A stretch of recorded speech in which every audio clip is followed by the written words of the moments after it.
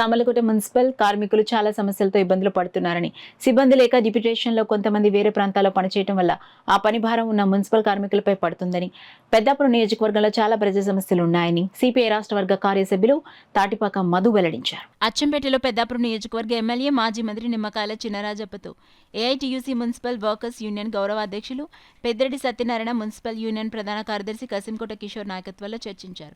చినరాజప్పకు పలు సమస్యలతో ఉన్న వినతి పత్రాన్ని అందించారు. వెంటనే ఎమ్మెల్యే కమిషనర్తో మాట్లాడారు. త్వరలోనే ఈ సమస్యలను పరిష్కారం చేస్తానని హామీ ఇచ్చారు.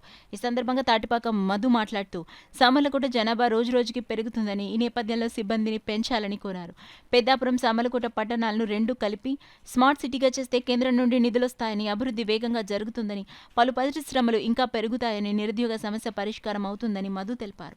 కొన్ని పరిశ్రమలు యాజమాన్యాలు కార్మికులకు సరైన జీతాలు ఇవ్వటలేదని, పీఎఫ్, ఈఎస్ఐ కల్పించడం లేదని, వాటిపై దృష్టి పెట్టి కార్మికులకు న్యాయం చేయాలని మధు కోరారు.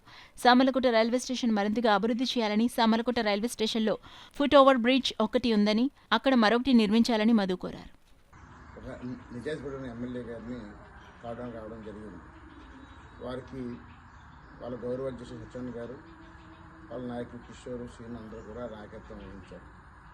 ప్రధానంగా సామర్లకోట పట్టణం చాలా త్వరగా విస్తరం, అంటే జనాభా బాగా పెరుగుతుంది. రైల్వే స్టేషన్ కానీ, బస్ స్టేషన్ కానీ, లేదంటే ఇండస్ట్రీస్ కానీ, పెద్దాపురం రెండు కలిసి ఉండడం వల్ల చాలామంది ప్రయాణానికి అనుగుణ ప్రాంతం ఈ సామర్లకోటలో ఉంటున్నారు.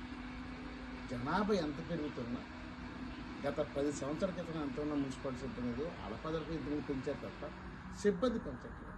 దానివల్ల ఏమవుతుందంటే మా పని భారం బాగా ఎక్కువైపోతుంది, చాలా కష్టమైపోతుంది, పని చేయడం కష్టమైపోతుంది.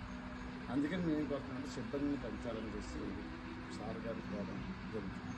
రెండో విషయం బదలైంది. గత వైసీపీ ప్రభుత్వం ఎవరెవరినో పోస్టులు డిప్యూటేషన్ పేరు మీద మార్చి ఆ జీతాలు తీసుకుని ఆ పని మేము చేసే పరిస్థితి వచ్చింది. దాన్ని కూడా ఆయన చెప్పారు. అలాగే పెద్దాపురం, సామర్లకోట ఈ రెండు నగరాలను కూడా ఒక స్మార్ట్ సిటీగా చేసి వీళ్ళ జీతాలు ఆప్కర్స్ అనే సిస్టమ్ కాకుండా నేరుగా మున్సిపాలిటీ ఇప్పుడున్న జరుగుతున్న పెరుగు అనుగుణంగా వీళ్ళ జీతాలు మినిమం 25,000 సుప్రీంకోర్టు తీర్పు ప్రకారంగా ఇవ్వాలని కోరుతున్నాం. వీళ్ళందరినీ మీ కూటమి నాయకత్వంలో